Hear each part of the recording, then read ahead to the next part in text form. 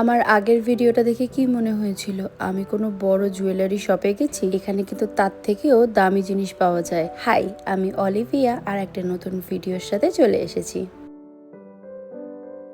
এখন আমরা এসেছি পাটেল ব্রাদার্স।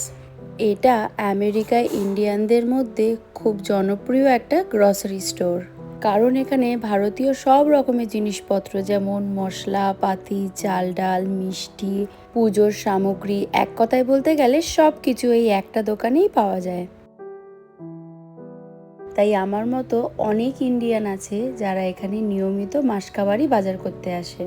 জানো, এখানে এসে আমার কত বাঙালির সাথে পরিচয় হয়েছে। আর শুধু আমাদের দেশের মানুষরা নয়, এই দেশের মানুষরাও যারা যারা ইন্ডিয়ান স্পাইস পছন্দ করে তাদেরকেও এই দোকানে আসতে দেখা যায়। শুধু জিনিসপত্র এত কিছু পাওয়া যায় তাই জন্যই যে এতটা জনপ্রিয় এই দোকানটা তা কিন্তু নয়। লাস্ট ইয়ার এই গ্রসারি স্টোর কিন্তু গোল্ডেন জুবলি সেলিব্রেট করেছে।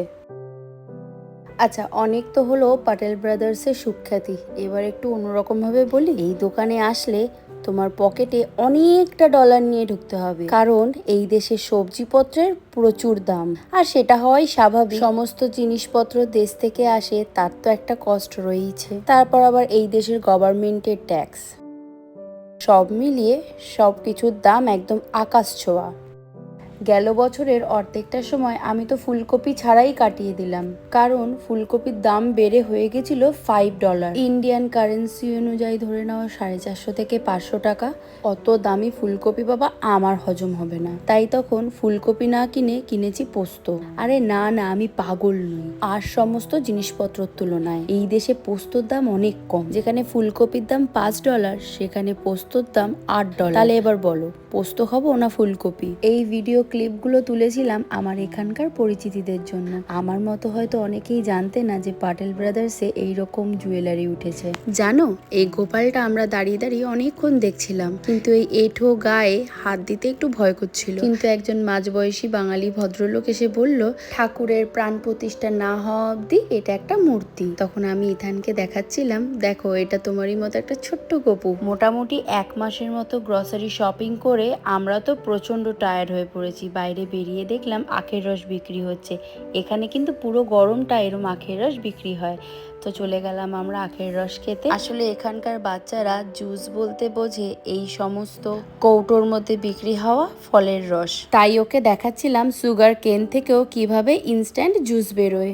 প্রথম চুমুকটা খুব আগ্রহের সাথে নিলেও তারপর আর খেতে চাইছিল না। বোধহয় এই জুসের মধ্যে একটু আদা দিয়েছিল সেই ঝাঁঝের জন্যই। আর আফটার অল আমরা তো ইন্ডিয়ান মা, একটু জোর জুলুম করলাম, তারপর খেয়েই নিল। আমাদের মাছ মাংসের দোকান, এখানেও সমস্ত গ্রসারি আইটেম পাওয়া যায়, সবজিপত্রও পাওয়া যায়, অল্প স্বল্প মাংসের জিনিস কিনতেই আমরা আসি। লাস্ট কয়েক বছর ধরে এই দোকানটা কিন্তু আমাদের এই এরিয়ার মধ্যে খুব জনপ্রিয় হয়ে উঠেছে। এই একই দোকানের মধ্যে খাসির মাংস, মুরগির মাংস, ইলিশ মাছ, মাছের ডিম, হাঁসের মাংস কি নেই।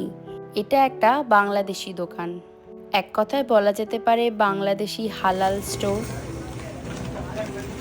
কি বিশাল চিতল!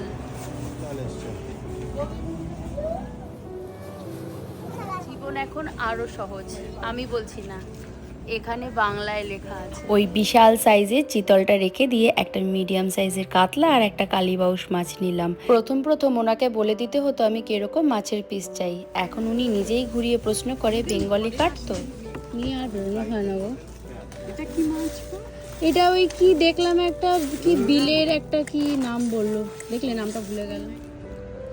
ওই কি বলছিলে, বিটাডাইন ওষুধ মলম আছে গো কিছু? বেটাডিন তো আছে, কিন্তু এই মুহূর্তে আমাদের শেষ হয়ে গেছে। বেটাডিন অবশ্যই থাকে। মোটামুটি 1 মাসের বাজার হয়ে গেছে, এখন 2:10 আমরা এই বাড়ি পৌঁছচ্ছি।